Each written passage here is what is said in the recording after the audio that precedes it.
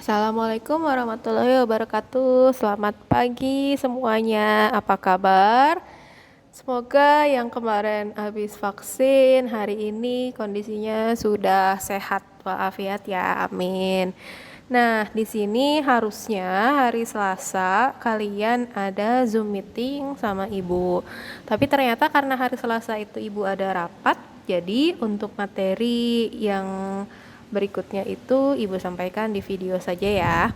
Jadi sesuai dengan judulnya kerajinan untuk pasar global, di materi ini Ibu akan menjelaskan tugas yang harus kalian lakukan, kerajinan yang harus kalian buat untuk mendapat nilai dari prakarya semester 1. Di sini ada 2 buah kerajinan yang akan kalian buat, tapi dua-duanya ini saling berhubungan. Jadi setelah kita membuat kerajinan yang pertama, nanti kerajinan si pertama itu akan dibuat kembali untuk kerajinan yang kedua. Oke, untuk kerajinan yang pertama kita akan membuat kain dengan motif jemputan atau di sini Ibu pakainya kain motif shibori. Jadi kain motif shibori ini kain putih yang nanti akan kalian celup-celup dengan pewarna pakaian. Nah, di kain motif shibori ini yang perlu diperhatikan itu adalah cara melipat kainnya. Jadi, kalau misalnya lipatan kainnya itu salah, maka otomatis nanti motif yang akan ditampilkan berbeda dengan motif awal yang kita inginkan. Di sini di slide pertama bisa dilihat kainnya, kain persegi maupun persegi panjang dibuat model segitiga. Kalau kalian perhatikan, segitiga ini mirip kayak onigiri, segitiga sama sisi. Kemudian di ujung-ujung sudutnya itu diberi karet, diberi 3 buah karet. Nah, nanti di setiap sisi-sisi segitiganya ini dicelupkan ke dalam pewarna pakaian. Kemudian di contoh gambar yang kedua, lipatan kainnya sama juga segitiga. Cuma bedanya sama lipatan kain yang pertama. Kalau lipatan kain yang pertama yang diberi karet itu adalah bagian titik-titik sudutnya. Sedangkan untuk lipatan kain yang kedua ini dia diberi karet seperti ini. Pertama dia diberi karet di atas ujung titik sudutnya. Kemudian sisanya 2 karet sebelah kanan sebelah kiri, arahnya horizontal ke atas. Lipatan kain yang ketiga ini lebih sederhana juga, jadi tetap membentuk segitiga, tapi karet yang digunakan hanya di bagian 2 sisinya. Kalau kalian nggak mau modelnya segitiga, bisa juga modelnya persegi atau persegi panjang.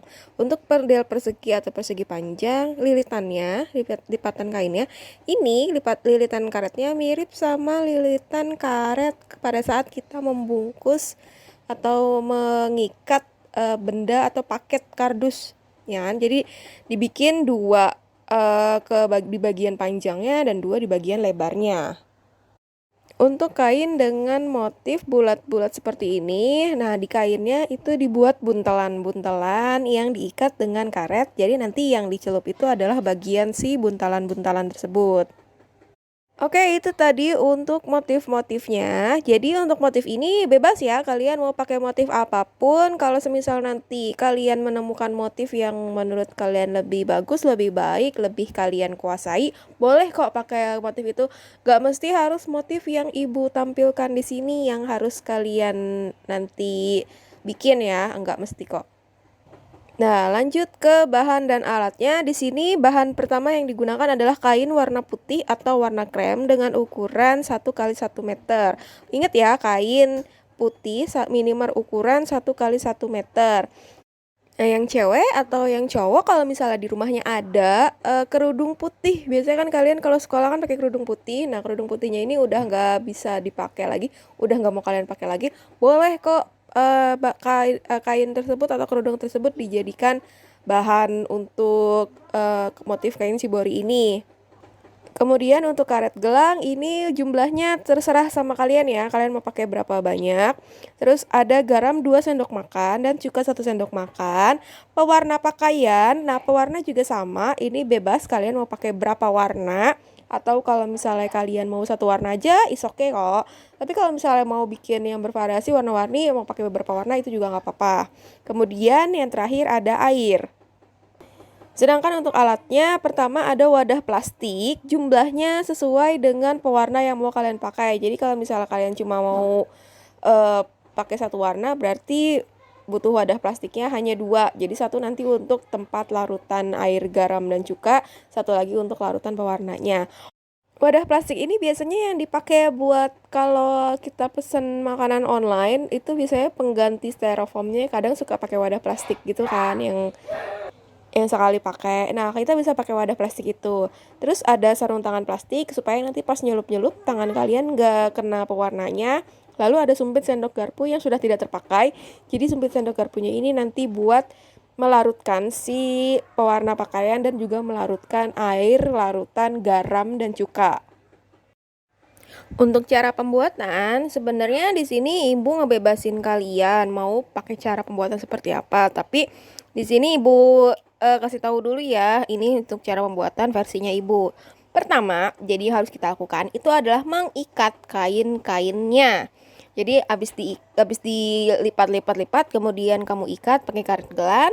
Kemudian yang kedua, kamu melarutkan garam dan cuka dengan air suhu ruangan. Air suhu ruangan ini adalah air keran atau air yang ada di bak mandi ya. Jadi bukan air yang hangat atau air yang dingin.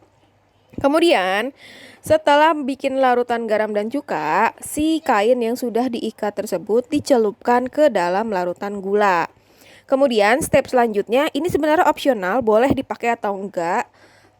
Kemarin sih ibu sempat bikin 2 kali, jadi ada yang pakai larutan air cukanya juga, ada yang nggak pakai larutan cuka. Jadi larutan pewarna itu dicampur sama air hangat. Setelah dicampur sama air hangat, dia pewarnanya sudah larut, ditambahkan sama air garam dan cuka. Nah, nambahin air garam dan cukanya ini, yang tadi ibu bilang ini sifatnya opsional. Boleh kamu tambahin, boleh juga nggak apa-apa kalau misalnya nggak ditambahin. Gitu. Kemudian setelah melarutkan pewarna, kamu mencelupkan kain ke dalam larutan pewarna. Jadi dicelupin itu bagian sisi-sisinya ya. Lalu setelah dicelupkan, diangkat dan diamkan sebentar sampai kainnya tidak menetes-netes lagi. Air yang ada di kainnya itu tidak menetes-netes lagi. Setelah beberapa saat, bawa keluar untuk dijemur ya. Jadi dibuka karetnya itu pada saat mau dijemur. Dan setelah dibuka, dijemur, dibentangkan. Setelah dibentangkan, nanti beberapa saat dia kering. Kalau misalnya udah kering, boleh kamu cuci lagi supaya dia nggak luntur. Atau kalau misalnya nggak dicuci lagi juga nggak apa-apa. Oke, tadi itu step-step, cara-cara, alat-alat dan bahan, kemudian cara untuk melipat-lipat si kainnya. Nah, setelah ini silakan mulai dikerjakan. Dikumpulkan 2 minggu dari hari ini. Nanti dikumpulkannya itu dalam bentuk format laporan. Nanti laporannya bakalan ibu share di Classroom, jadi nanti ada formatnya sendiri. Terus kemudian jangan lupa setiap step-stepnya itu harus didokumentasikan ya, karena nanti yang dimasukkan ke dalam formatnya itu adalah si step-step pada saat kalian membuat kain shibori ini. Gitu. Oke, segitu aja ya untuk materi dari kerajinan untuk pasar global ini. Selamat mengerjakan. Kalau ada yang mau ditanyakan, silakan WA ibu, japri ibu, atau tanya ke grup. Sampai ketemu lagi minggu depan di materi PKWU berikutnya. Wassalamualaikum warahmatullahi wabarakatuh.